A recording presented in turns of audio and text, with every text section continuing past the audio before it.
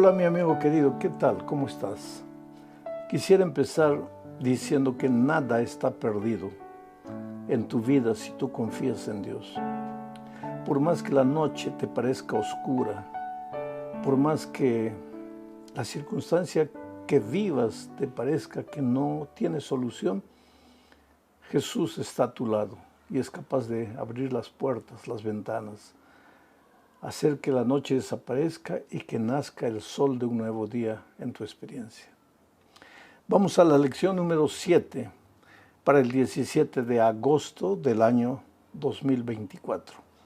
El título de la lección es Instruyendo a los discípulos, parte 1, porque esta lección la vamos a estudiar 2 semanas seguidas. Bueno, el propósito de la lección de esta semana es mostrarnos que el Señor Jesús tenía una tarea desafiante al instruir, al enseñar a sus discípulos sobre el propósito de su venida a este mundo. Porque ellos pensaban que Jesús era el libertador mesiánico que venía a librarlos del yugo esclavizador de Roma. Ellos no entendían que la misión de Jesús era espiritual y que en realidad Él había venido al mundo para libertarlos del pecado. Y ese problema es nuestro también, porque muchas veces nosotros solo tenemos conciencia de las cosas que nuestros sentidos captan, que falta dinero para pagar el alquiler, o mi esposa está enferma, o mi hijo está en las drogas, o me falta empleo. Esos problemas son reales, no los podemos negar. Porque mientras vivamos en este mundo, pues muchas veces vamos a necesitar empleo, dinero, una familia, en fin. Entonces, el problema es que nosotros humanamente, nuestro hombre natural, solo capta las cosas que nuestros sentidos pueden percibir, pero muchas veces no capta la verdadera necesidad del alma, que es espiritual. Y cuando buscamos a Jesús, generalmente buscamos tratando de resolver los problemas que nuestros sentidos captan. Pero en realidad no vamos a Jesús buscándolo como nuestro Salvador personal, aquel que vino a este mundo para rescatarnos del pecado. Porque nuestro verdadero problema es el pecado. El pecado destruye, el pecado te carga de culpa, el pecado te masacra, te esclaviza, no te deja ser feliz. Ese es nuestro verdadero problema. Entonces, si Jesús resuelve ese problema clave, básico, todos los otros problemas se van resolviendo. Los discípulos no captaban eso. Ellos apenas percibían su esclavitud del poder romano, pero no percibían su esclavitud espiritual. Entonces Jesús tuvo que enseñarles poco a poco que Él había venido a este mundo con una misión que no era la que ellos esperaban. No era un libertador militar, era un libertador espiritual. Esto nos lleva a la primera parte de la lección, donde el Señor Jesucristo opera un milagro, pero un milagro con el propósito justamente de abrirles los ojos a los discípulos a la realidad espiritual. Leo este milagro en Marcos capítulo 8, versículo 22 al 26. Voy a leer y voy a comentar. Dice, vino Jesús luego a Betsaida. Esta expresión es interesante, vino a Betsaida. Ahora cierra los ojos e imagina. Vino Jesús un día a esta tierra. ¿De dónde vino? Del cielo. Los seres humanos en sus tiempos pensaban que Él venía de Nazaret. De Nazaret puede venir algo bueno. Jesús no venía de Nazaret, venía del cielo. Pero en esta tierra muchas veces vino a diferentes lugares, llegó a diferentes lugares con el propósito de libertar. Dice el texto, vino luego a Betsaida y le trajeron un ciego y le rogaron que le tocase. Nuevamente encontramos aquí amigos compadecidos que llevan al ciego a Jesús. ¿Te acuerdas del milagro en que los amigos llevaron a un paralítico, hicieron un hueco por el techo para llevarlo a Jesús? Bueno, es que hay gente que se compadece de personas que están sufriendo. Qué bueno es que este sentimiento exista en el corazón humano. Estos le trajeron un ciego a Jesús y le rogaron que le tocase. Entonces, dice el texto bíblico, tomando la mano del ciego, Jesús le sacó fuera de la aldea y escupiendo en sus ojos, le puso las manos encima y le preguntó si veía algo. Él mirando dijo, veo los hombres como árboles, pero los veo que andan. Luego le puso otra vez las manos sobre los ojos y le hizo que mirase y fue restablecido y vio de lejos y claramente a todos. Y lo envió a su casa diciendo, no entres en la aldea ni lo digas a nadie en la aldea. Recuerda que dije al principio, Jesús operó este milagro para enseñarles a sus discípulos que así como en este milagro la visión vino progresivamente, el conocimiento, o sea, la visión espiritual también viene progresivamente. Jesús encontró aquí a un ciego, hizo un ritual extraño, lo llevó afuera, le escupió en los ojos, después le tocó y le dijo, ¿qué ves? Y el ciego vio a los seres humanos como árboles que se movían. Entonces Jesús le tocó otra vez y le dijo, ¿y ahora qué ves? Y él dijo, ahora sí veo claramente. Jesús podría haberle tocado la primera vez y haberle hecho ver claramente, pero este milagro tenía el propósito de mostrarles a los discípulos que así como el ciego fue progresivamente viendo, los discípulos también ciegos espirituales deberían progresivamente ir entendiendo la misión de Jesús en esta tierra, porque ellos estaban confundiendo las cosas. Ellos veían a Jesús como el libertador político, cuando Jesús había venido como el libertador espiritual. Mi pregunta para ti es, ¿quién es Jesús para ti? ¿Ah? ¿El que soluciona tus problemas físicos, tus problemas materiales, o el que soluciona los problemas de tu corazón? Si Él te cura por dentro, tú vas a tener ya curado por la gracia maravillosa de Jesús condiciones de enfrentar las dificultades y vencerlas. Vamos a la segunda parte de este estudio, bajo el título El costo del discipulado. A partir de este momento, Jesús empieza a revelar su misión. Miren lo que dice Marcos 8, 31 al 33. Y comenzó a enseñarles, ¿a quiénes? A los discípulos, que le era necesario al Hijo del Hombre padecer mucho y ser desechado por los ancianos, por los principales sacerdotes y por los escribas, y ser muerto y resucitar después de 3 días. Esto les decía claramente. Entonces Pedro le tomó aparte y comenzó a reconvenirle, o sea, a recriminarle. Pero él, volviéndose y mirando a los discípulos, reprendió a Pedro diciendo, quítate delante de mí, Satanás, porque no pones la mira en las cosas de Dios, sino en las de los hombres. ¿Te das cuenta lo que dije hasta aquí? Jesús comenzó a mostrarles ya su misión. Dijo, ustedes piensan que he venido para libertarlos del poder de Roma. No, no, no. Yo he venido para servir y he venido para morir. Dentro de poco el Hijo del Hombre, refiriéndose a Él, va a ser perseguido, va a ser muerto. Y entonces Pedro, que hasta ese momento solo tenía la capacidad de ver las cosas materiales, Pedro, que hasta ese momento pensaba que Jesús era el libertador político de Israel, se acercó y le reconvino, o sea, le recriminó en voz baja. Le dijo, Señor, no digas semejante cosa.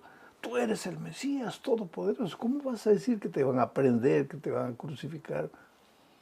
Y el Señor Jesucristo lo reprendió en público y le dijo, quítate de mí, Satanás. Qué cosa terrible. En algún momento, el enemigo, no es que Pedro estaba poseído por el enemigo, pero en algún momento el enemigo usó a Pedro para tratar de desviar al Señor Jesucristo del cumplimiento de su misión. Dice, Jesús le dijo a Pedro, tú colocas la mira en las cosas de esta tierra, no colocas la mira en las cosas de Dios. Ese es el peligro que todos nosotros corremos, de buscar a Jesús poniendo las miras en las cosas de la tierra y no en las cosas de Dios. Nos olvidamos de nuestro verdadero problema y solo tenemos conciencia de nuestros problemas periféricos. Oh querido, hasta un hombre como Pedro, un discípulo como él, en algún momento puede ser usado por el enemigo para tropiezo de otros. En este caso, él no consiguió ser piedra de tropiezo para el Señor Jesucristo, porque Jesús tenía bien clara la misión por la que había venido al mundo. Él estaba dispuesto a morir para salvar al ser humano. Ahora, después de eso, de este incidente, pues Jesús les habla a sus discípulos del precio, del costo del discipulado. Les dice, cualquiera que quiera seguirme, niéguese a sí mismo, tome su cruz y sígame. Quiere decir, si ellos esperaban que el Mesías había venido y ahora todo les iba a ir maravillosamente bien porque iban a recuperar el poder, estaban equivocados. Porque Jesucristo le dice, no, prepárate para cargar tu cruz. Si quieres seguirme, tienes que negarte a ti mismo. Tienes que renunciar muchas de las cosas que te atraen en esta vida. Porque seguirme no es fácil. Porque ¿qué quiere decir seguirme? Venir atrás de mí. Y si yo estoy yendo a la cruz del Calvario, si yo voy a pasar por el valle del dolor y del sufrimiento, seguramente en esta tierra, mientras tú peregrines, también vas a pasar por el valle del dolor. Vamos ahora a la tercera parte. El subtítulo es La montaña y la multitud, porque aquí vamos a hablar de la transfiguración. 6 días antes de la transfiguración, sucedió esto que voy a leer en Marcos 9:1. Jesús les habló a sus discípulos y les dijo lo siguiente, miren, también les dijo, de cierto os digo que hay algunos de los que están aquí que no gustarán la muerte hasta que hayan visto el reino de Dios venido con poder. Recuérdate que Jesús habló a una multitud. Había mucha gente ahí. Y Jesús dijo, algunos de ustedes no conocerán la muerte sin haber visto venir al Señor en gloria, sin haber visto el reino de Dios en toda su plenitud, en todo su esplendor, en toda su gloria. Hasta hoy este versículo crea muchos problemas a la gente. Hay gente que dice, pero este versículo nunca se cumplió. Entonces Jesús mintió. ¿Por qué? Porque ya todos los que estaban en ese grupo de personas a las cuales Jesús habló ya murieron. Y como él dijo, algunos de los que están aquí no conocerán la muerte hasta no ver el reino de Dios en su esplendor. Pero 6 días después, Pedro, Jacobo y Juan fueron con Jesús al monte y vieron la transfiguración y vieron el reino de Dios en todo su esplendor. Y lo que Jesús les dijo en el versículo 5 se cumplió al pie de la letra. Jesús no estaba hablando de su segunda venida, estaba hablando del establecimiento del reino de Dios en gloria. Cuando estos 3 discípulos participaron de la transfiguración, vieron pues el esplendor del reino de Dios, al Señor Jesucristo como Rey de Reyes y Señor de Señores. Y lo que Jesús les había dicho 6 días antes se cumplió exactamente. Oh querido, tenemos que esperar hasta la segunda venida para ver el reino de Dios en su esplendor.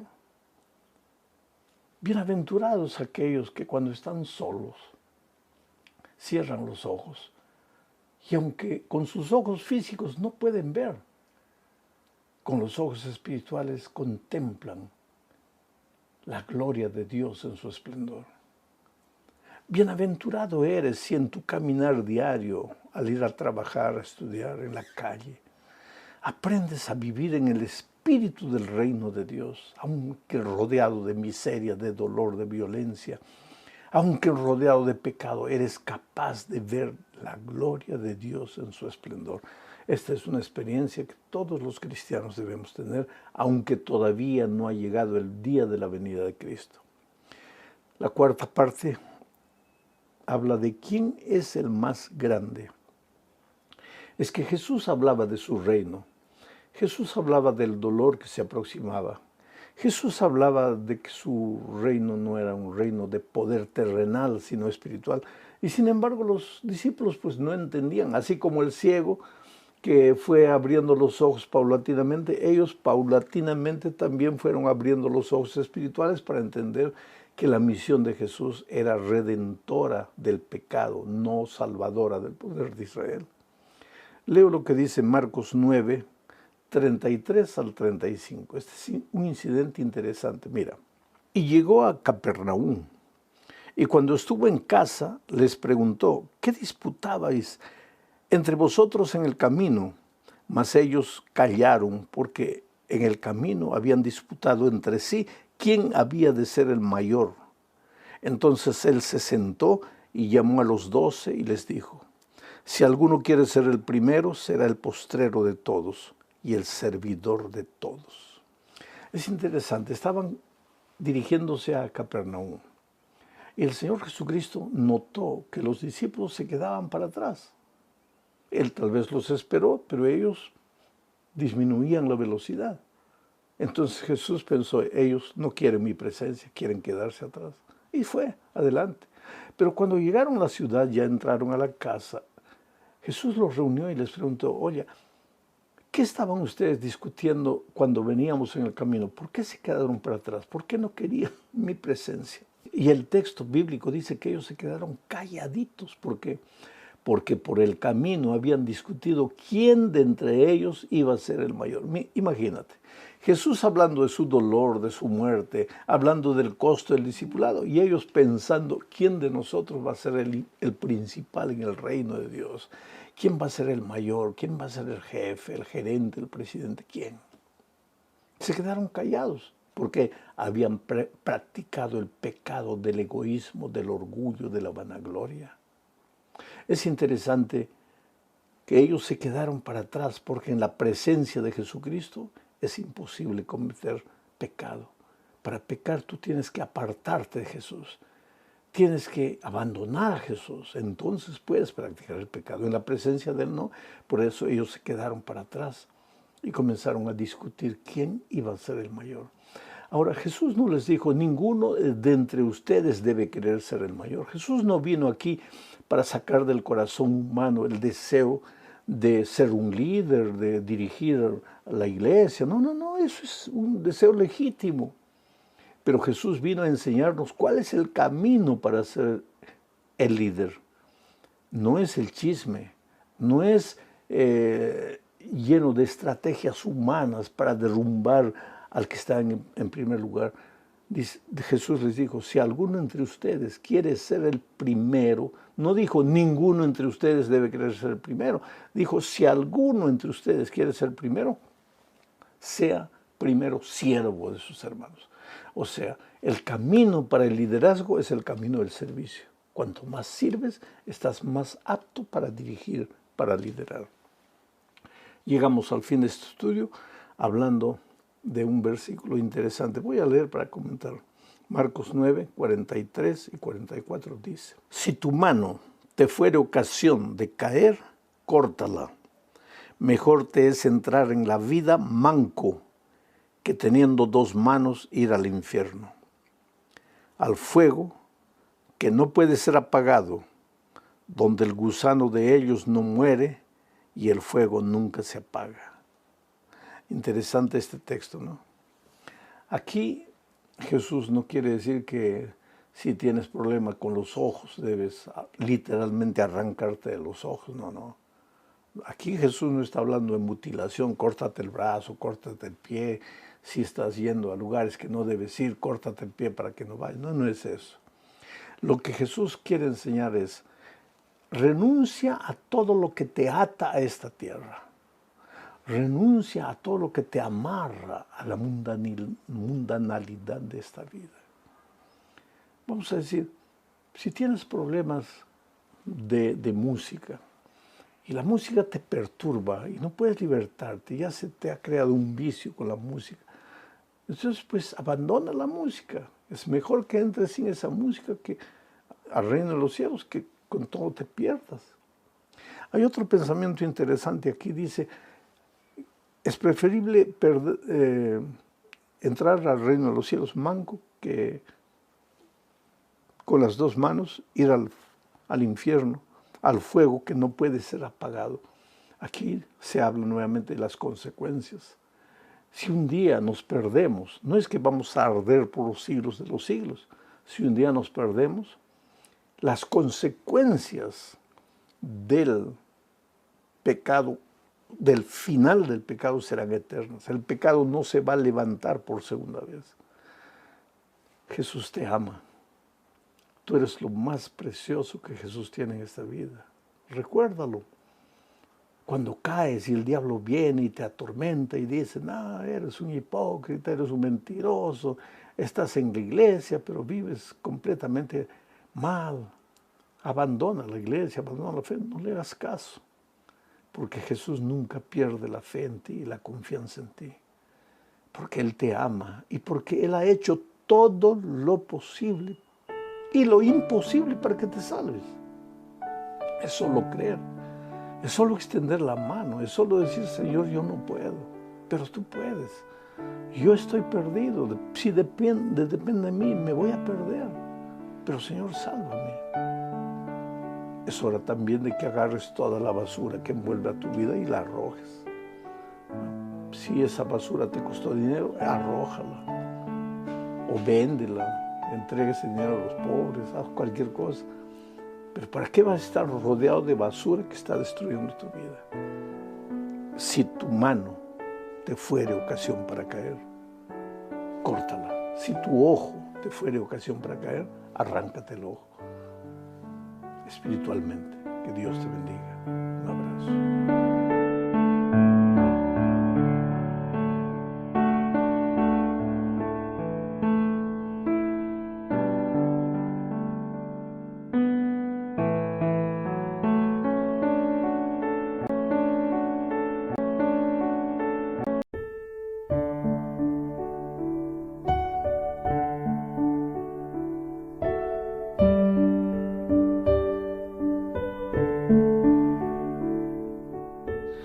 Hola, mi amigo querido. Vamos a estudiar ahora la lección número 8 para el 22 de noviembre. El título de la lección es El cumplimiento de las profecías del Antiguo Testamento. Tú sabes que muchas profecías del Antiguo Testamento anunciaban la llegada del Mesías como el Redentor del mundo. Los líderes judíos conocían esas profecías, pero no entendían. O por lo menos ellos esperaban a un libertador, a un Mesías guerrero, para libertarlos del poder romano y devolverles el poderío que Israel había tenido en el Antiguo Testamento.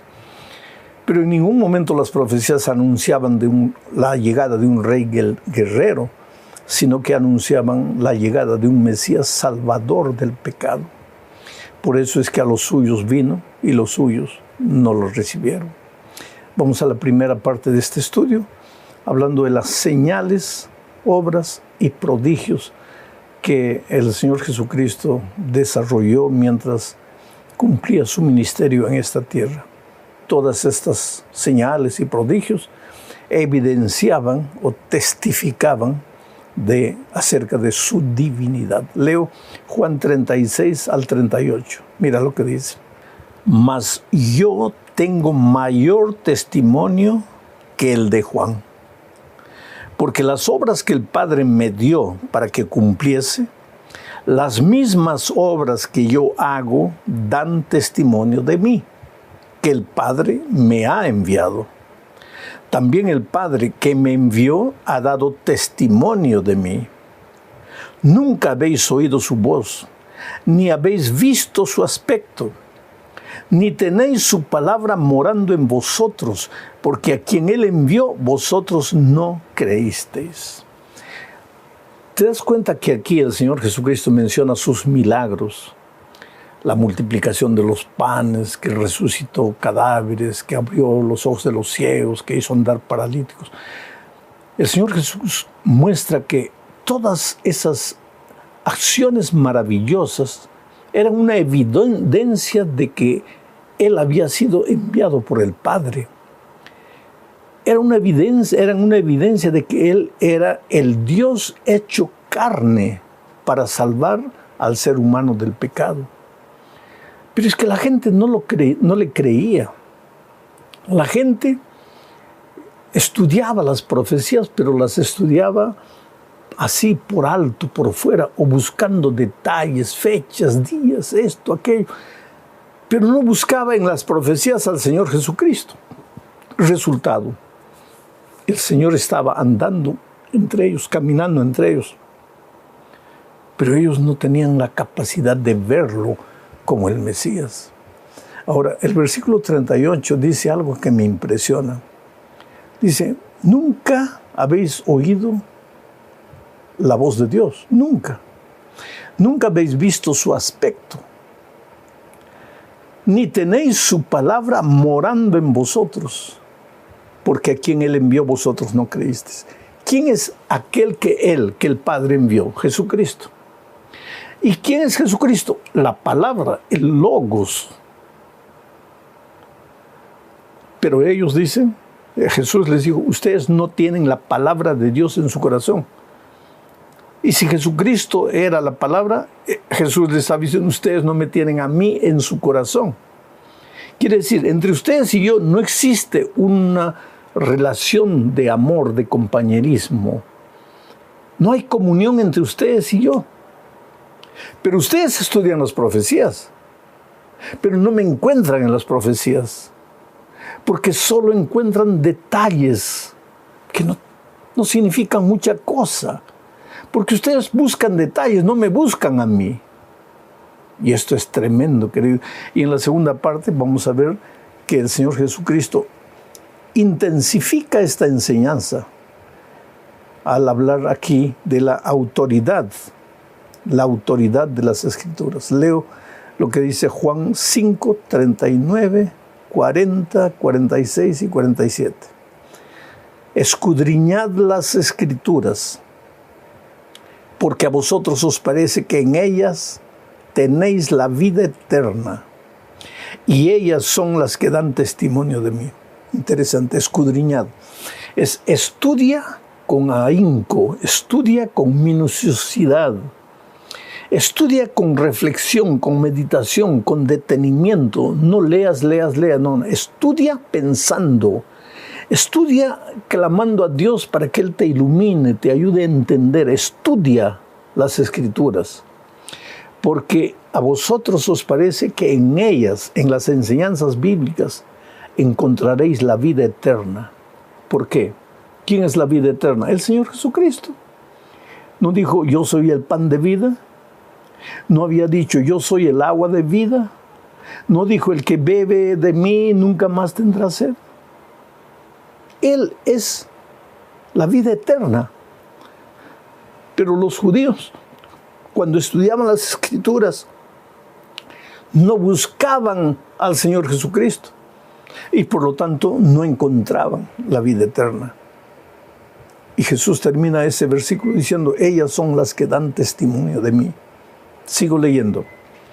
Y no queréis venir a mí para que tengáis vida eterna.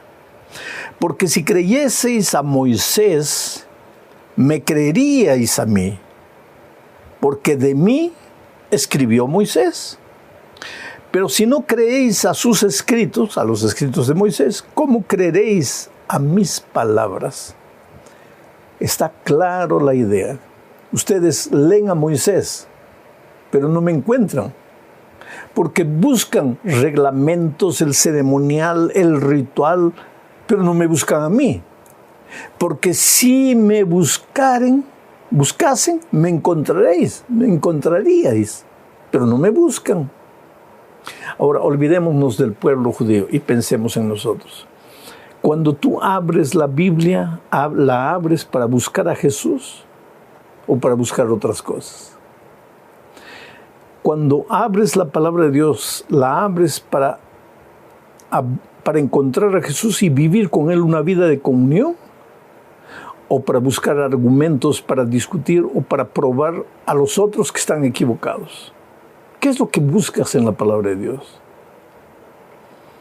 Es por eso que toda predicación, no importa el tema que tú prediques, puedes predicar del diezmo, del estado de los muertos, de la profecía, lo que tú quieras, pero el centro tiene que ser Jesucristo, porque la Biblia es el libro del Señor Jesucristo. Porque la sangre del Cordero aparece en el Génesis y aparece en el Apocalipsis. Y cada página de la Biblia está bañada de la sangre del Cordero. Busca a Jesús. Vive con Él una experiencia personal de amor. Él va a revolucionar tu vida. Él le va a dar sentido a tu vida. Cuando tú vas a la Biblia buscando a encontrarte con el Señor Jesucristo, en las noches ya no tienes miedo. Ya no tienes falta de sueño. Cierras los ojos y hablas con Jesucristo como si estuviera a tu lado y de repente ya estás durmiendo hasta el día siguiente. En paz me acostaré y así mismo dormiré porque en ti ha confiado mi alma. Pero para eso Jesucristo tiene que ser una realidad en tu vida. Cuando vas a buscar empleo, no vayas solo, ve con Jesucristo. Que Él te acompañe. Cuando estás siendo entrevistado para el empleo, ten la conciencia de que Jesús está a tu lado, tú no estás solo. Y cuando llega un momento en que quieres airarte y sacar el hombre viejo de tu corazón, recuérdate que Jesucristo está a tu lado, míralo y vas a tener vergüenza de decir lo que querías decir o de pensar lo que querías pensar. Vamos a la tercera parte de este estudio, hablando de la primera parte de las profecías acerca de Jesucristo que estaban en el Antiguo Testamento. Por ejemplo, en Juan 1:23 encontramos el versículo que dice: yo soy la voz que clama en el desierto. Esas fueron palabras de Juan, hablando de su misión como preparador del camino para el Mesías. Pero esas mismas palabras estaban ya registradas y profetizadas en Isaías 40, versículo 3. No voy a leer ahora, pero ahí están. Otro ejemplo, Juan 2, 16 y 17. Dice: entonces se acordaron sus discípulos que está escrito: el celo de tu casa me consume. ¿Cuándo se acordaron de estas palabras? Cuando Jesús estaba limpiando el templo de los mercaderes. Cuando Jesús estaba poniendo orden en la casa de Dios. Al ver lo que Jesús estaba haciendo, entonces los discípulos se acordaron de lo que estaba escrito. ¿Y qué estaba escrito? Que el celo de la casa del Padre consumía la vida del Hijo. Y eso estaba en el Salmo 69, versículo 9. O sea, esa fue otra profecía del Antiguo Testamento que se cumplió durante el ministerio del Señor Jesucristo. ¿Quieres ver otra? Juan 7, 38. Dice así: el que cree en mí, como dice la Escritura, de su interior correrán ríos de agua viva.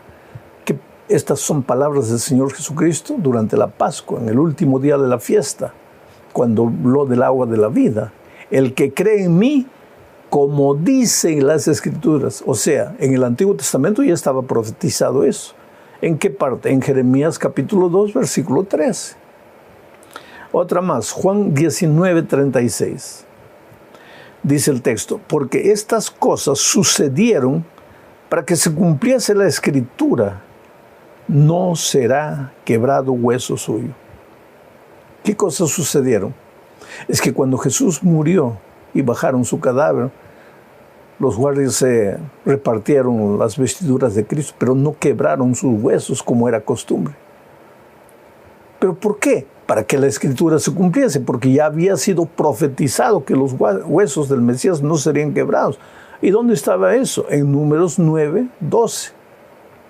O sea, muchas profecías del Antiguo Testamento se cumplieron en la vida y en el misterio del Señor Jesucristo. Y en la cuarta parte de este estudio continuamos viendo algunas de esas profecías. Por ejemplo, Juan 12, versículo 13, dice: tomaron ramas de palmera y salieron a recibirle y clamaban: Hosana, bendito el que viene en el nombre del Señor, el Rey de Israel. Esto sucedió el domingo en que el Señor Jesucristo entró, la última semana de su ministerio en esta tierra, porque al final de semana ya sería crucificado, pero el domingo entró montado en un pollino y la gente lo aclamaba: Hosana, aquel que viene en el nombre del Señor, el Rey de Israel. Solo que esas palabras que la multitud clamaba ya estaban registradas en el Salmo 118, versículo 26. Otra profecía más que se cumplió. ¿Quieres ver una más? Juan 12, 14 y 15 dice: y halló Jesús un asnillo y montó sobre él, como está escrito. ¿Dónde estaba escrito? En el Antiguo Testamento. Como está escrito: no temas, hija de Sión, he aquí tu rey viene montado sobre un pollino de asna. ¿Y dónde estaba escrito eso? En Zacarías 9, 9. Tú ves cómo al pie de la letra se cumplen muchas profecías del Antiguo Testamento que se referían al ministerio del Señor Jesucristo en esta tierra. ¿Esto es coincidencia? No. Esto simplemente muestra que el Espíritu Santo inspiró a los escritores para que anunciasen desde el Antiguo Testamento la llegada del Mesías a esta tierra. Otra profecía más, Juan capítulo 13, versículo 18. El Señor Jesús dice: no hablo de todos vosotros. Y esto es por la ocasión de la Santa Cena, la última cena de Jesús con sus discípulos. Cuando Judas, que lo iba a traicionar, estaba presente también participando de la cena. Entonces Jesús dijo: no hablo de todos vosotros. Yo sé a quiénes he elegido, mas para que se cumpla la Escritura, el que come pan conmigo levantó contra mí su calcañar. ¿Y qué estaba Jesús mencionando? El Salmo 41, versículo 9, donde se registran estas palabras anunciando la traición de Judas. Oh querido, es admirable el cumplimiento de las profecías del Antiguo Testamento en la vida del Señor Jesucristo. Juan 19, 37 menciona otra de ellas. Y también otra escritura dice: mirarán al que traspasaron. ¿Quién es el que traspasaron? Al Señor Jesucristo. Lo mirarán. Y esas palabras estaban registradas en Zacarías, capítulo 12, versículo 10, en Zacarías capítulo 13, versículo 6. Ahora mi pregunta es, si las profecías del Antiguo Testamento referentes a Jesús se cumplieron, las profecías que se refieren a la segunda venida de Cristo y que básicamente están en Daniel y Apocalipsis, ¿crees que no se van a cumplir? Claro que se van a cumplir. Entonces, estas profecías que estamos estudiando esta semana deberían confirmar en nosotros la seguridad de que así como el Señor Jesucristo vino por primera vez a esta tierra para morir en la cruz del Calvario, vendrá por segunda vez, en breve, muy pronto, pero ya no para morir. Vendrá como Rey de Reyes y Señor de Señores para llevar consigo a todos los que creyeron en Él. La palabra clave es creer. Mi pregunta para ti es, ¿tú crees en estas promesas?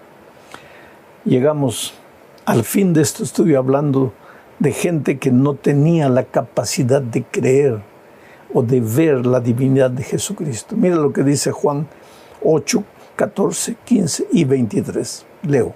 Respondió Jesús y les dijo: aunque yo doy testimonio acerca de mí mismo, mi testimonio es verdadero, porque sé de dónde he venido y a dónde voy.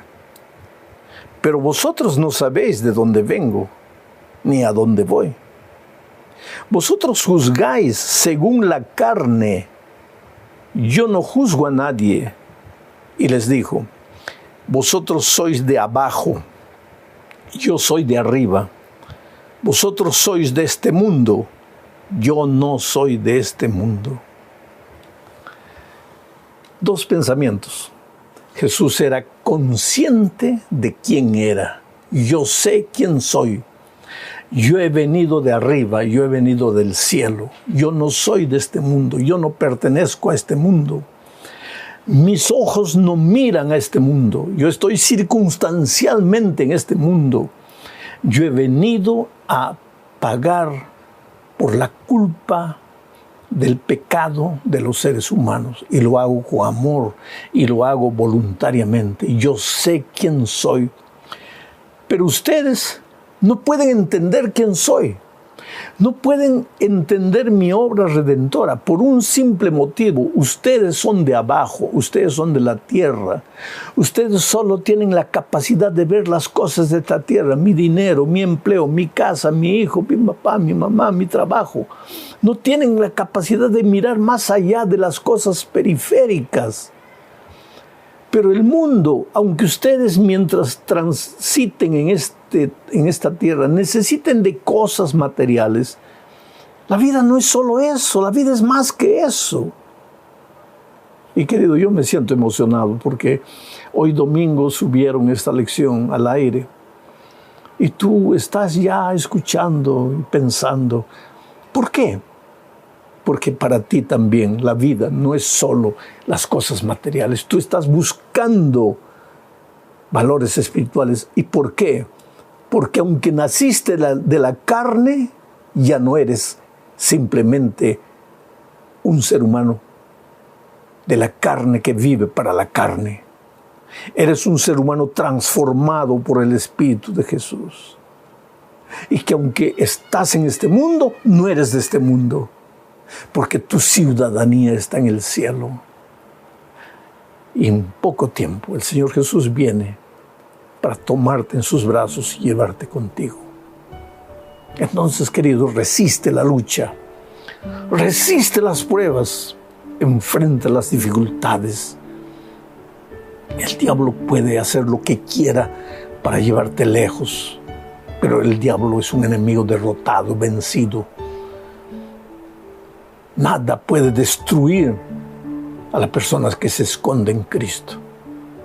¿Qué te puede separar del amor de Dios? ¿La muerte, el infierno, las pruebas, las tragedias, las tentaciones? Nada, nada te puede separar del amor del Señor Jesucristo. Victoria para ti esta semana. Camina en medio de la brasa viva, pero que tus pies no se quemen. Atraviesa el mar, pero que tus pies no se hundan. En el nombre del Señor Jesucristo. Un abrazo para ti.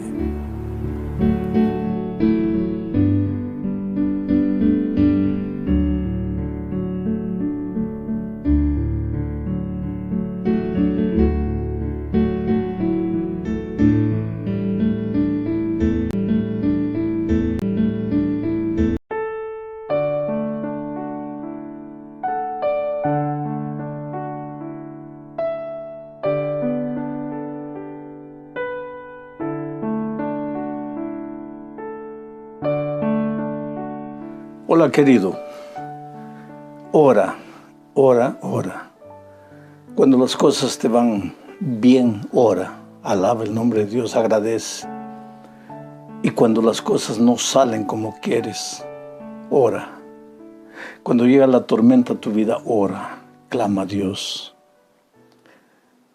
No hay nada que la oración no sea capaz de resolver. Porque cuando te diriges a Dios, pues en la comunión con Jesús, la fuerza de Jesús se apodera de tu corazón. Y tú no temes de las ondas, de los vientos contrarios, de la oscuridad.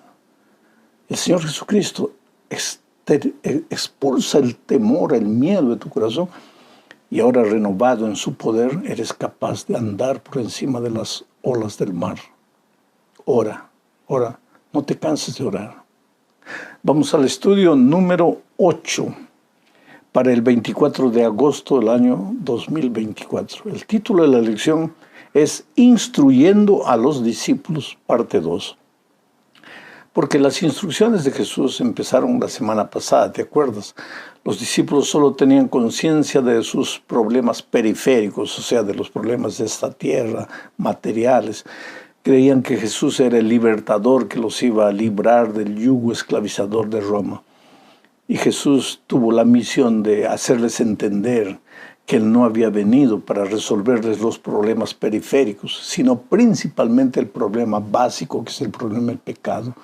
Jesús era el Mesías libertador del pecado, no era solo de los problemas que el instinto humano puede captar. Bueno, entonces el propósito de la lección de esta semana es seguir presentando importantes enseñanzas del Señor Jesucristo a sus seguidores, a sus discípulos que somos nosotros, particularmente en nuestra experiencia mientras caminamos hacia nuestro verdadero hogar en el cielo. El Señor Jesús nos da esta semana instrucciones con relación al matrimonio, a los hijos, a la administración del dinero, a las riquezas, en fin. Vamos al primer subtítulo, el plan de Dios para el matrimonio. Comenzaré diciendo que el divorcio es extraño al plan divino. El divorcio existe por la dureza del corazón humano, no porque en el plan original de Dios para una pareja haya figurado alguna vez que si no se entienden, se separen. Vamos al texto bíblico, Marcos capítulo 10, versículos 2 al 8, dice así. Y se acercaron los fariseos y le preguntaron para tentarle. Esta frase es clave, para tentarle. Esta pregunta los fariseos la hicieron de propósito, para hacer caer al Señor Jesucristo. Entonces esperaron la respuesta para ver qué es lo que dice, para atraparlo, para acusarlo. Y se acercaron los fariseos y le preguntaron para tentarle si era lícito al marido repudiar a su mujer, o sea, si era lícito divorciarse. Él, el Señor Jesús, respondiendo les dijo, ¿qué os mandó Moisés? Ellos dijeron, Moisés permitió dar carta de divorcio y repudiar a la mujer. Y respondiendo Jesús les dijo, por la dureza de vuestro corazón os escribió este mandamiento. Pero al principio de la creación, varón y hembra los hizo Dios. Por eso dejará el hombre a su padre y a su madre, y se unirá a su mujer, y los dos serán una sola carne. Así que no son ya más dos, sino uno. Por tanto, lo que Dios juntó, no lo separe el hombre. En esta ocasión, el Señor Jesucristo les recordó a los fariseos Génesis 1:27 y Génesis 2:24, donde habla de cómo Dios juntó a la primera pareja el primer día. Cuando Dios, Génesis 1:27 dice que cuando Dios creó al ser humano, creó, dice así el texto, y creó Dios al hombre, al ser humano. En hebreo dice, creó Dios al Hadán. Varón y hembra los creó. Zakar, varón, Nekevá, hembra. O sea, en la idea original de Dios, el ser humano completo, el Hadán, estaba formado por dos partes. Un Zakar, un hombre, y un Nekevá, una mujer. Un Zakar solo no es un ser humano completo. Y un Nekevá sola no es un ser humano completo. Ahora, juntos forman un ser humano completo. Este plan original de Dios, lógicamente que con la entrada del pecado se alteró. Hoy día muchas veces es mejor que un hombre quede solo para toda su vida, o que una mujer también. Bueno, esos son asuntos, detalles en los cuales yo no quiero entrar.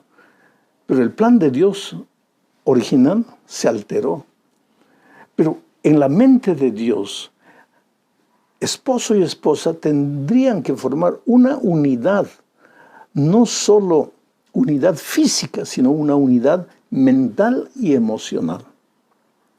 Dios los juntó, entonces que el ser humano no se atreva a separarlo.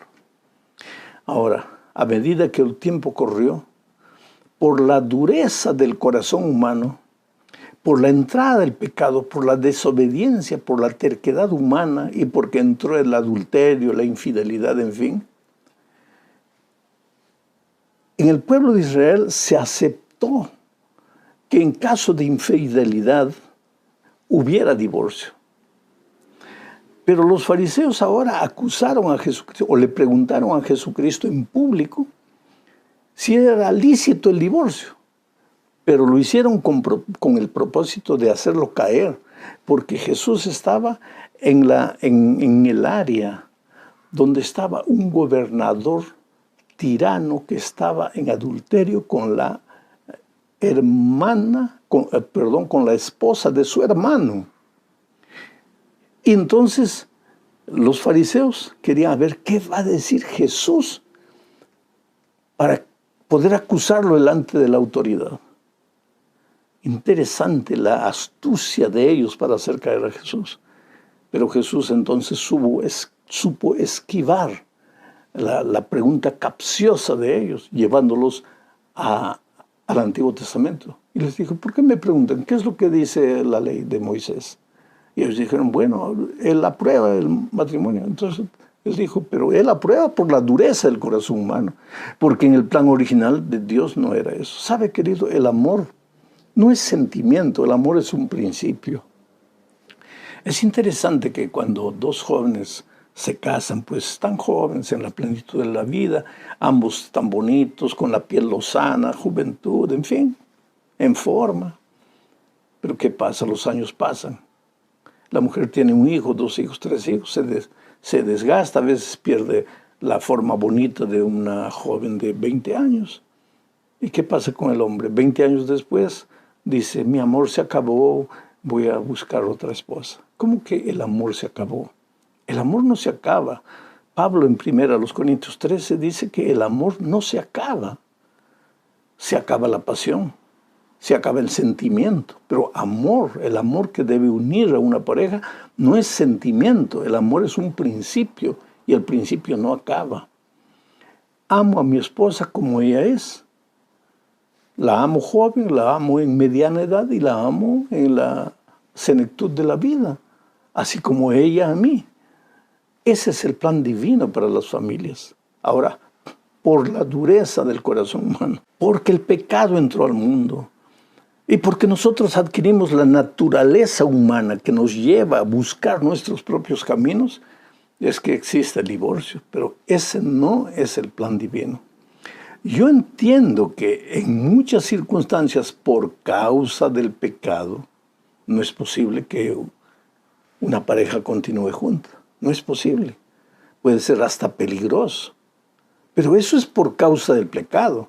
Ese no era el plan original de Dios. Bueno, vamos adelante. Jesús y los niños. Esto sucedió en Jericó. Marcos 10, 13 al 16 dice lo siguiente. Y le presentaban niños para que los tocase. Y los discípulos reprendían a los que los presentaban. Viéndolo Jesús se indignó, palabra fuerte, se indignó. Y les dijo, dejad a los niños venir a mí y no se lo impidáis, porque de los tales es el reino de Dios. De cierto os digo que el que no reciba el reino de Dios como un niño, no entrará en él. Y tomándolos en los brazos, poniendo las manos sobre ellos, los bendecía. Interesante. Si no te vuelves como un niño, no entrarás en el reino de los cielos. ¿Qué es lo que está queriendo decir Jesús aquí?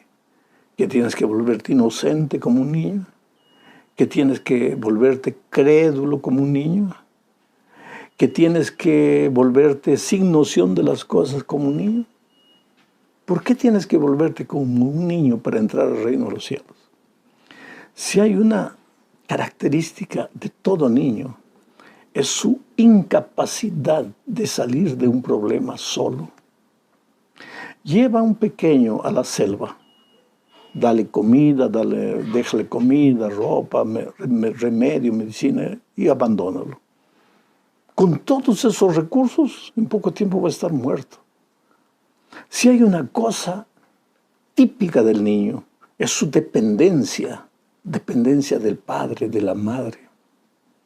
Cuando Jesucristo dijo aquí, dejen que los niños vengan a mí, no les impidan. Estaba hablando sí de los niños, pero cuando después dijo, si no son ustedes como niños, no entrarán en el reino de los cielos, estaba hablando de la dependencia de los niños de los mayores. La dependencia. Nosotros no vamos a entrar al reino de los cielos porque sabemos hacer las cosas, porque podemos hacer las cosas, porque tenemos capacidad de realización, de portarnos bien, de cumplir todo. Vamos a entrar al reino de los cielos en la medida en que aprendamos a depender de Dios. Nuestras buenas obras no pueden ser fruto de nuestros esfuerzos, tienen que ser fruto de la gracia transformadora de Dios en nuestra vida.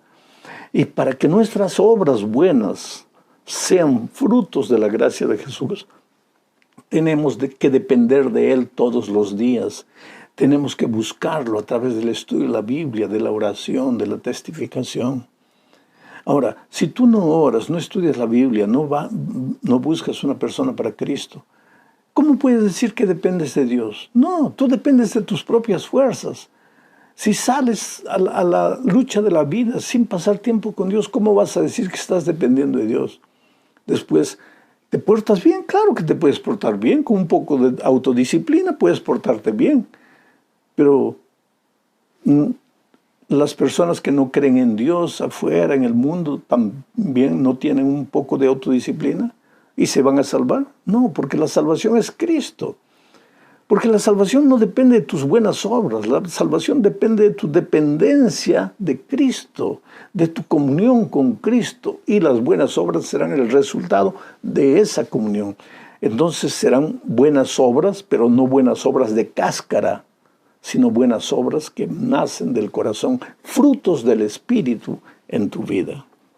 A la tercera parte, vamos, dice así. La mejor inversión. Y aquí vamos a hablar del joven rico. Leo Marcos 10, 17 y 18. Dice, al salir él, Jesús, para seguir su camino, ¿salir de dónde? De Jericó. Vino uno corriendo e hincando la rodilla delante de él, le preguntó, Maestro bueno, ¿qué haré para heredar la vida eterna? Jesús le dijo, ¿por qué me llamas bueno? Ninguno hay bueno, sino solo uno, Dios. Y tú conoces el resto de la historia. El joven le dijo, Señor, ¿qué haré para tener la vida eterna? Y Jesús le dijo, va, vende todo lo que tienes, dalo a los pobres y ven y sígueme.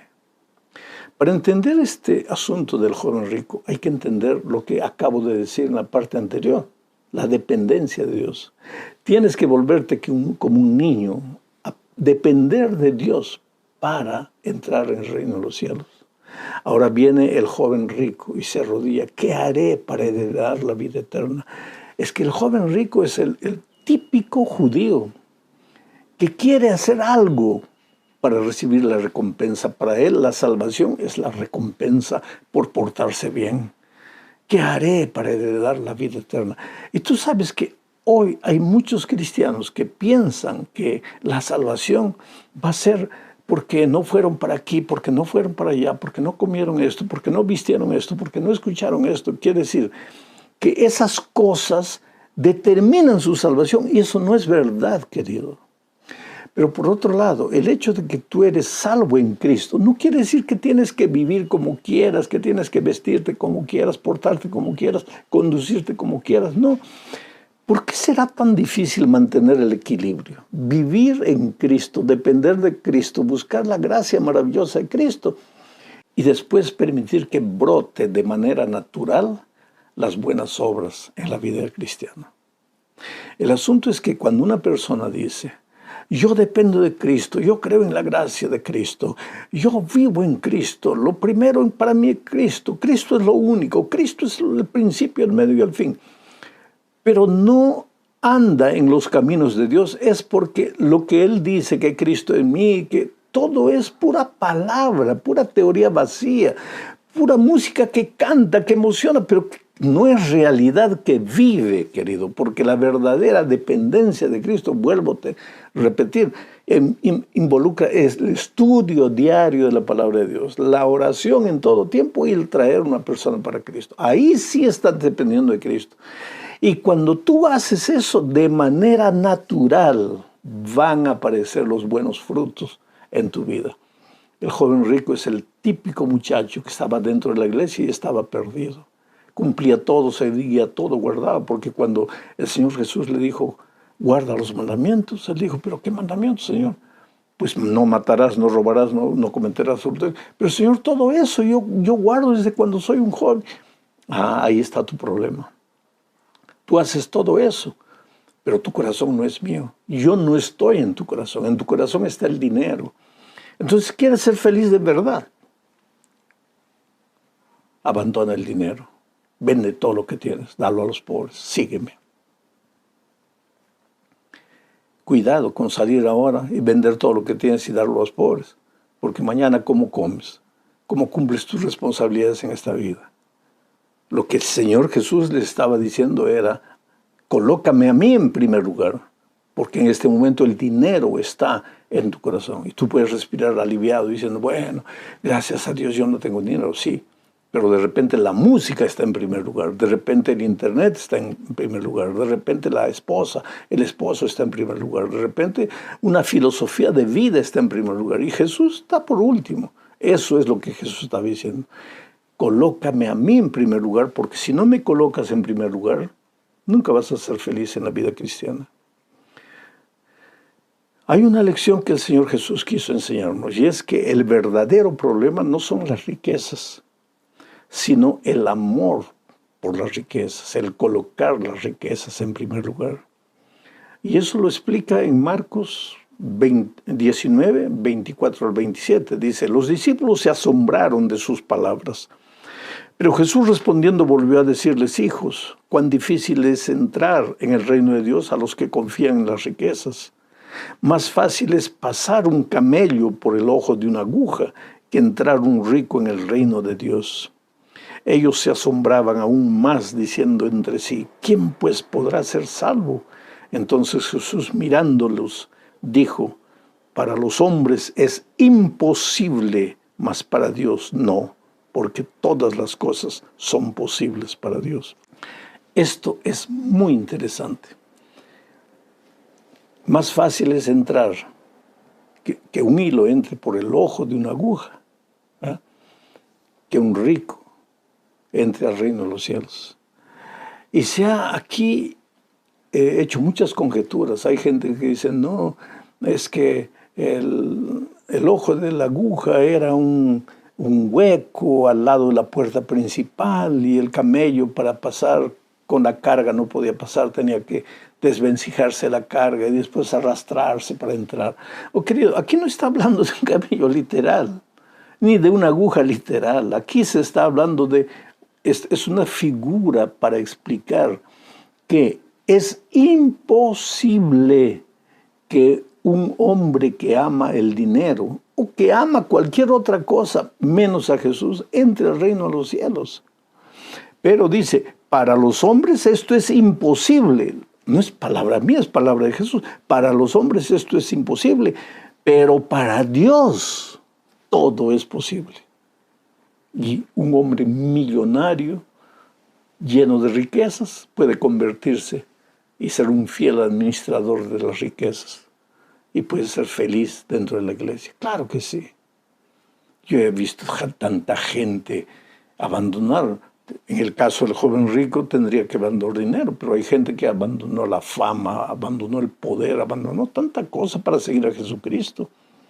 No es fácil, para el hombre es imposible, pero para Dios todo es posible. Vamos a la cuarta parte. ¿Puedes beber mi copa? Los discípulos creían que la copa de Jesús era el poder, la fama, ganar el aplauso, la consideración del mundo. Jesús les dice todo lo contrario. En Marcos capítulo 10, 42 al 45. Les repite un pensamiento que ya les viene repitiendo hace rato. Les dice, más Jesús llamándolos, les dijo: ¿sabéis que los que son tenidos por gobernantes de las naciones se enseñorean de ellas y sus grandes ejercen sobre ellas potestad? En otras palabras, les está diciendo: ustedes también quieren eso, enseñorearse. Sigo leyendo. Pero no será así entre vosotros, sino que el que quiera hacerse grande entre vosotros será vuestro servidor, y el que de vosotros quiera ser el primero será siervo de todos. Porque el Hijo del Hombre no vino para ser servido, sino para servir y para dar su vida en rescate por muchos. Esa era la copa de Jesús. Y les preguntó a los discípulos: ¿están dispuestos a beber mi copa? Y ellos dijeron: sí, sí, sí, pensando en el poder y en la gloria. Por eso Jesús les dijo: no, no, no, ustedes están equivocados. Entre el mundo el primero se enseñorea, pero yo he venido para servir y para morir. ¿Aceptas beber mi copa? En otras palabras, ¿aceptas andar en mis caminos? Pues mira lo que te va a esperar. Termina esta lección hablando con una pregunta que Jesús hace: ¿qué quieres que te haga? Y esta pregunta se la hizo a un ciego. Esta historia está en Marcos 10, 46 al 52. Voy a leer comentando la historia. Entonces vinieron a Jericó. Y al salir de Jericó, recuérdate que en Jericó Jesús dijo: dejad a los niños, venid a mí. En Jericó también fue el incidente del joven rico. Y ahora en Jericó también sucede este otro incidente del ciego Bartimeo. Entonces vinieron a Jericó, y al salir de Jericó, él y sus discípulos y una gran multitud. Bartimeo el ciego, hijo de Timeo, estaba sentado junto al camino mendigando. Sentado junto al camino mendigando. Esta es la situación de los ciegos espirituales. No se dan cuenta, pero están junto al camino mendigando. ¿Mendigando dinero? No. ¿Mendigando pan? No. Mendigando piedad, mendigando comprensión. Este mundo no me acepta, nadie me quiere. Mendigando poder, mendigando simpatía, en fin. Cuando no tienes a Cristo, dependes de las personas. Si te aplauden o te critican, eso te afecta, pero cuando tienes a Cristo, no. Pero para eso, tus ojos tienen que abrirse a las verdades espirituales. Sigo leyendo.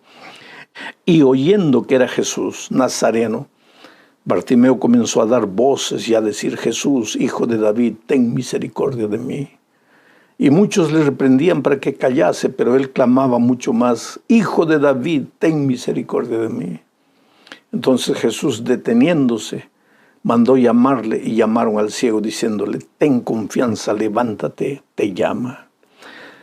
En las grandes reuniones de evangelismo, ¿cuántas veces yo llamo a las personas para venir a Jesús? Estuve en el Estadio Nacional de Perú, estadio repleto, miles de personas que no pudieron entrar, se quedaron atrás, sufriendo por no poder entrar. En la hora del llamado, ¿cuántas personas se levantaron? Pero también cuando hago el llamado, muchas personas no se levantan.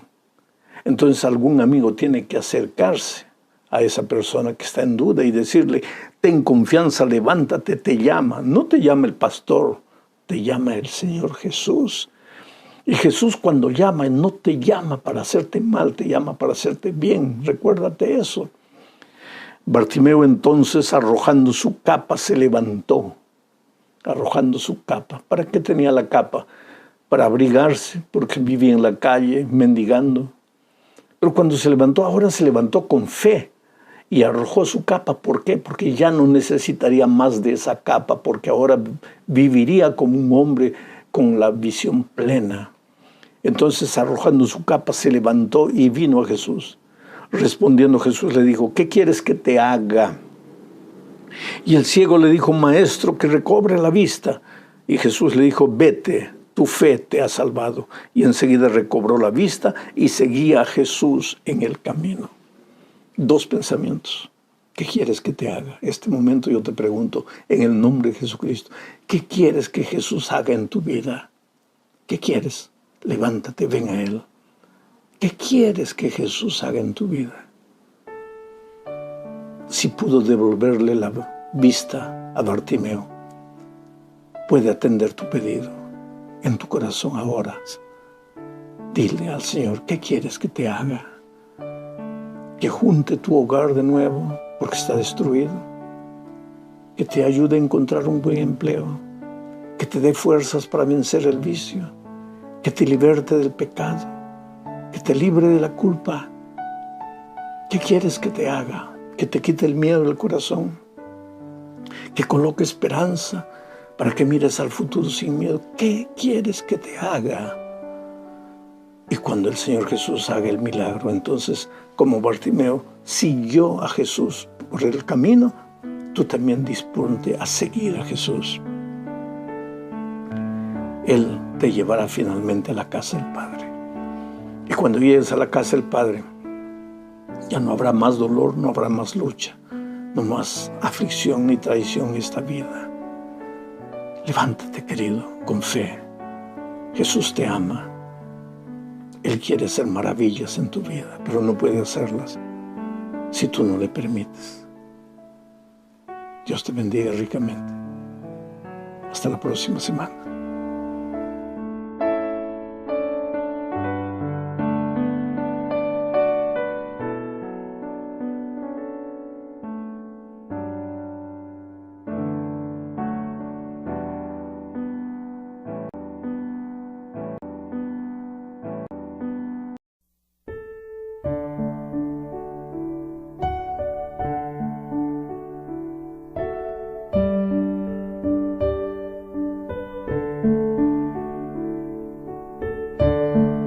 Hola, mi amigo querido.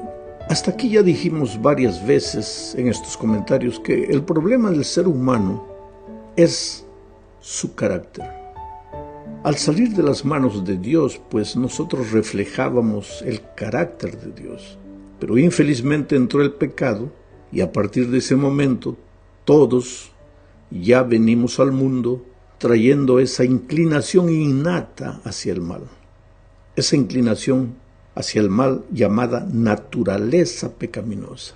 Y es esa naturaleza pecaminosa que nos lleva a vivir separados de Dios. Ya con esa naturaleza pues nos deleita andar en nuestros propios caminos, hacer nuestra voluntad. Y entonces para calmar la conciencia venimos a la iglesia, pero continuamos separados de Dios, andando en nuestros propios caminos. No lo buscamos diariamente, no vivimos con Él una vida de comunión, vivimos solos. Seguimos nuestras preferencias, hacemos nuestra voluntad, pero por el hecho de que estamos en la iglesia y participamos de sus actividades, creemos que somos buenos cristianos. Pero cristianismo no es una simple filiación a un grupo religioso, sino una experiencia diaria de comunión y compañerismo con Jesús. Cualquier otro tipo de cristianismo no es honesto. Es justamente de ese ser honestos con Dios que vamos a hablar esta semana. No es misterio para nadie que vivimos en un mundo lleno de corrupción, de deshonestidad. Desde las personas con mayores responsabilidades en el gobierno hasta el ciudadano simple y común, la corrupción que tiene su origen en la deshonestidad se propaga como un virus insaciable. Nuestros gobiernos son corruptos, decimos, pero es fácil ver la paja en el ojo ajeno. Y sin embargo nos olvidamos que quienes elegimos a esos gobernantes corruptos somos nosotros. Y que en el fondo también somos deshonestos, solo que no nos atrevemos a aceptarlo. Nuestros actos de deshonestidad son calificados por nosotros mismos de pequeños, insignificantes, una manera diferente de ver las cosas. En fin, podrás decir, pero eso es allá en el mundo, pastor, donde las personas no conocen a Jesús. Sin embargo, la sierva de Dios, en el libro Testimonios para la Iglesia, tomo 4, página 304, dice lo siguiente: en todas nuestras filas se practica la falta de honradez, y esta es la causa de la tibieza que notamos en muchos de los que profesan creer la verdad. estos no están relacionados con Cristo y están engañando sus propias almas. Ah, mi hermano, esto es terrible. Ella habla de nuestras filas, entre comillas. Ella dice que los que profesan la verdad, se refiere a nosotros. Y finalmente dice, estos no están relacionados con Cristo y están engañando sus propias almas. Ahora te das cuenta cómo todo termina en la relación con Cristo. Si el problema de la deshonestidad es la falta de relación con Cristo, pues entonces la única solución es la renovación de esa relación perdida con Cristo. Es urgente devolvernos al Señor Jesús. Es urgente que aprendamos a vivir una vida de comunión y no simplemente de ir a la iglesia, sino de comunión diaria con Cristo. Porque la verdad es que estamos lejos de Dios. Podemos estar en la iglesia todos los sábados.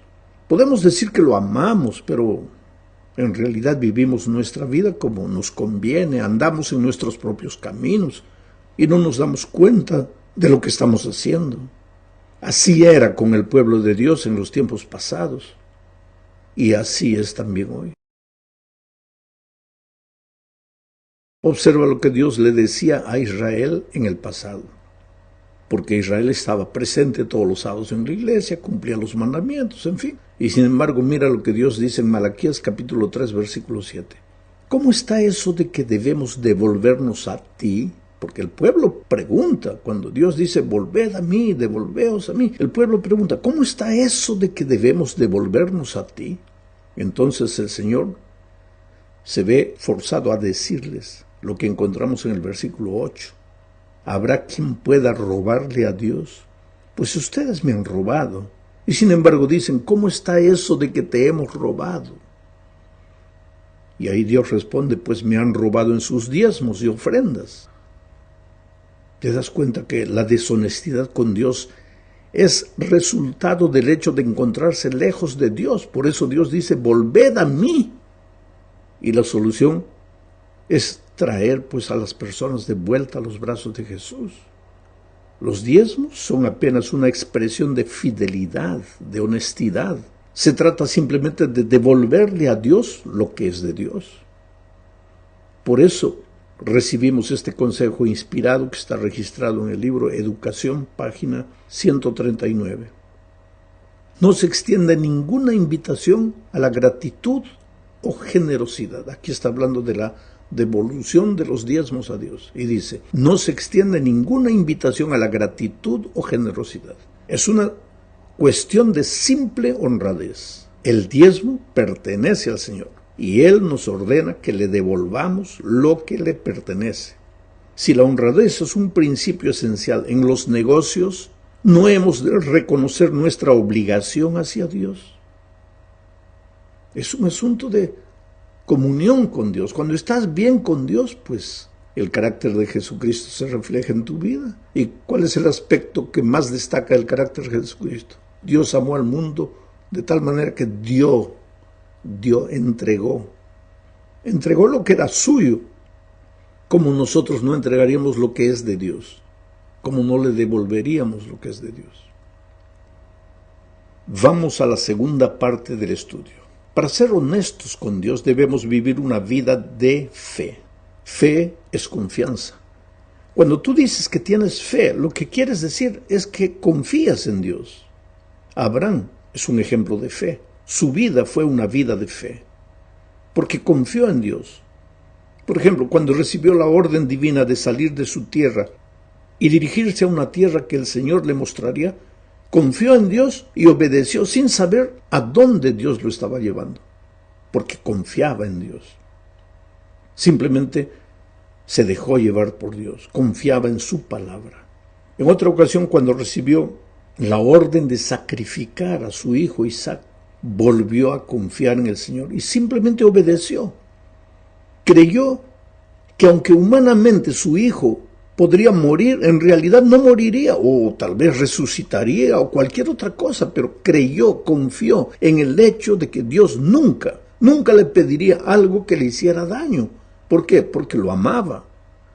Ahora yo te pregunto, ¿cómo entonces Dios permitiría o nos pediría que le devolviésemos el diezmo si eso nos haría mal? Claro que no. Pero el problema, porque muchas veces no somos fieles a Él, es la falta de confianza, la falta de fe. Esa falta de fe es el resultado de la falta de relacionamiento con Jesús. Porque ¿cómo podríamos confiar en Jesús si no lo conocemos? ¿Y cómo lo podríamos conocer si no lo buscamos diariamente, si no caminamos con Él, si no vivimos una vida de comunión con Él? Mi amigo, Jesús es la fuente de la fe. ¿Tú quieres fe, deseas fe, anhelas fe? Pues necesitas ir a Él. Hebreos capítulo 12, versículo 2 dice: fijemos la mirada en Jesús, el autor y consumador de la fe, quien por el gozo que le esperaba sufrió la cruz y menospreció el oprobio y se sentó a la derecha del trono de Dios. Fijemos la mirada en Jesús. Ahí puede venir oprobio, puede venir dolor, puede venir cruz, pero nosotros sabemos en quién hemos confiado. Sí, fijamos la mirada en Jesús. Vamos a la tercera parte. En el versículo que acabamos de leer, de Hebreos, Jesús es el autor y el consumador de la fe. O sea, la fe no es un producto humano, no la fabricamos nosotros. Nuestra parte es mirar al autor y consumador de la fe. Pero ese mirar no es una actitud romántica ni teórica, es una actitud práctica. Es buscarlo todos los días a través de la oración, del estudio de la Biblia y del buscar a otra persona para Cristo. El resultado de esa vida de comunión práctica con Jesús es la fe. Y solo personas de fe serán capaces de ser honestas con Dios y devolverle a Dios el diezmo sagrado, creyendo que 90 bendecidos que le quedan en la mano valdrán más que 100 que no cuentan con la bendición de Dios. El otro día alguien me dijo: pastor, Jesús dijo que la justicia y el amor son más importantes que el diezmo. Yo no sé por qué ustedes hablan tanto del diezmo. Ah, Jesús dijo eso. Entonces, vamos a leer lo que en realidad dijo Jesús. Está registrado en Lucas capítulo 11, versículo 42. Dice: ay de ustedes, fariseos, que dan el diezmo de la menta y de la ruda y de toda clase de hortalizas, pero pasan por alto la justicia y el amor de Dios. Esto es necesario que lo hagan. ¿Qué cosa es necesario que lo hagan? Que devuelvan el diezmo, sin dejar de hacer aquello. Es decir, la justicia y la misericordia son necesarios en la vida cristiana, pero también la devolución del diezmo es necesaria. Una cosa y otra son importantes. Pensemos en lo que Jesús está diciendo aquí. Él no está diciendo que no hay que devolver el diezmo, hay que simplemente ser justo y misericordioso. No. Él está diciendo: sé justo y misericordioso, pero también devuelve el diezmo. Ahora, no pienses que porque devuelves el diezmo, la justicia y la misericordia ya no son importantes. Y el problema del pueblo judío era ese. Diezmaban hasta la menta y el comino, pero no eran justos, no eran misericordiosos. Por otro lado, hay gente que dice: no, pero ya en el Nuevo Testamento no se menciona el diezmo es un asunto del Antiguo Testamento. Pero aquí Jesucristo mismo no está diciendo que es necesario devolver el diezmo. Ahora, ¿por qué le iba a dar tanto énfasis al diezmo en el Nuevo Testamento si ya el tema era claro, completamente claro y específico en el Antiguo Testamento? Es como el asunto del sábado. Jesús en el Nuevo Testamento no tenía que dar todas las instrucciones con relación al sábado, porque ya habían sido dadas en el Antiguo Testamento. Él solo tendría que explicar si esto hubiera dejado de valer, si esto hubiera pasado, si esto hubiera cambiado, pero si no, no. ¿Por qué?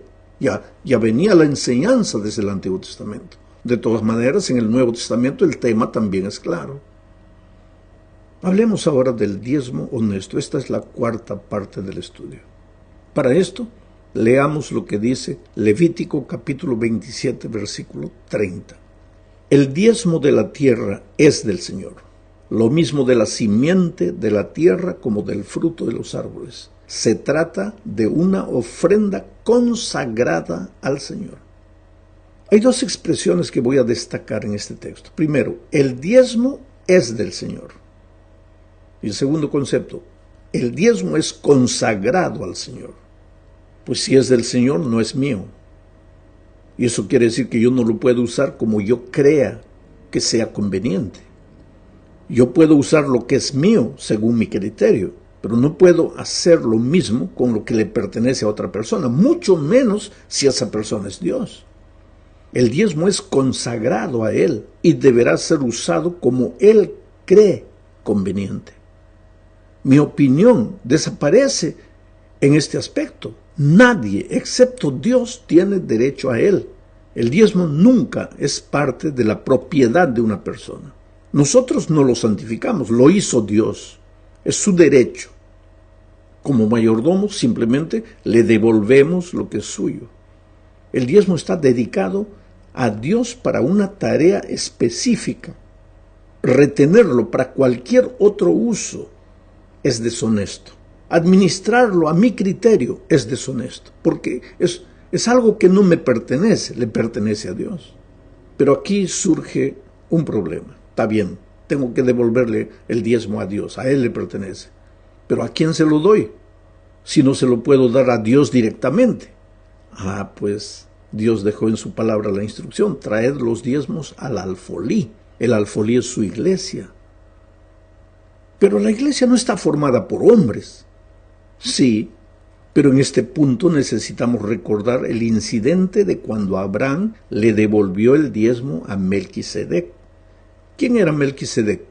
Leamos lo que dice Hebreos capítulo 7, versículos 2 y 3. Entonces Abraham le dio los diezmos de todo. Melquisedec significa, en primer lugar, rey de justicia. ¿Quién es el rey de justicia? Solo puede ser Jesús. Y también rey de Salem, que significa rey de paz. ¿Quién es ese rey de justicia, rey de paz? Solo puede ser Jesús. Y sigue diciendo el texto, nada se sabe de su padre, ni de su madre, ni de sus antepasados, ni si tuvo principio ni fin. ¿Quién es este ser eterno que no tiene ni principio ni fin? Solo puede ser Jesús. Pero, dice el texto, a semejanza del Hijo de Dios, permanece como sacerdote eterno. Pues, Melquisedec es un símbolo del Señor Jesucristo. La respuesta es clara. Un símbolo del Señor Jesucristo. Pero observa lo que añade ahora el versículo 8. Dice, en este caso, los que reciben los diezmos son simples hombres. Pero en el hombre que recibe el diezmo, lo recibe Melquisedec, de quien se da testimonio de que vive. Lo que está queriendo decirle el escritor bíblico es que cuando devuelves el diezmo a la iglesia formada por simples hombres, en realidad se lo estás entregando al propio Jesús, simbolizado por Melquisedec en este caso. Llegamos al fin de este estudio, hablando de lo que necesita la iglesia de Dios en nuestros días. En el mundo podemos observar cada día la ansiedad humana para vivir de acuerdo a lo que piensa que es mejor para ella. Nadie está preocupado en saber lo que Dios dice, sino qué es lo que dice fulano, qué es lo que dice sutano, qué es lo que yo creo. El peligro que la iglesia corre es dejarse contaminar por esa manera de pensar y creer que porque venimos a la iglesia una vez por semana ya somos buenos cristianos. Y si estamos a tiempo y participamos de alguna actividad, mejor todavía. Pero lo que nuestras lecciones están enfatizando es que no basta estar en la iglesia. Es necesario estar en Cristo. Él es la fuente de la verdadera vida. Si hoy decimos muchas veces que la iglesia necesita un reavivamiento, lo que estamos diciendo es que la iglesia necesita de una nueva vida. La iglesia está adormecida, soñolienta, agonizante, y solo Jesús, que es la propia vida, puede reavivarla. Si vamos a Él, viviremos el reavivamiento y enseguida la reforma. La sierva de Dios hace una diferencia clara entre reavivamiento y reforma. Servicio Cristiano, página 53 dice, reavivamiento y reforma son dos cosas diferentes. El reavivamiento significa una renovación de la vida espiritual, una vivificación de las facultades de la mente y del corazón, una resurrección de la muerte espiritual. Reforma significa una reorganización, un cambio en las ideas y teorías, hábitos y prácticas. O sea, lo primero que necesita ocurrir en la iglesia antes de una reforma completa en su manera de vivir es revivir. La fidelidad en el diezmo no es el reavivamiento, es la reforma. Una iglesia no es reavivada porque es fiel en el diezmo, sino que devuelve el diezmo porque ha sido reavivada. Pero nadie tampoco puede decir jamás que el reavivamiento está llegando cuando no existe fidelidad en devolverle a Dios lo que a Él le pertenece. Hoy más que nunca necesitamos devolvernos a Dios. Nuestra necesidad es urgente, estamos lejos de Dios. Un día nos extraviamos en el camino de la vida. Salimos de nuestro hogar edénico y nos perdimos en el desierto de esta vida. Necesitamos urgentemente volver a andar con Jesús diariamente y a reflejar su carácter perdido.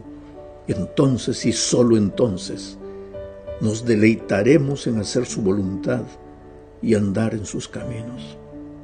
¿Dónde estás? ¿Estás herido, triste? La vida te ha golpeado, estás lejos de Dios. Devuélvete a Él. Tráele tu corazón herido, tráele tu pasado turbulento, tráele el dolor que cargas en tu corazón, entrégate a Él, devuélvete a Él y después deja que su carácter brille en tu vida. Que Dios te bendiga.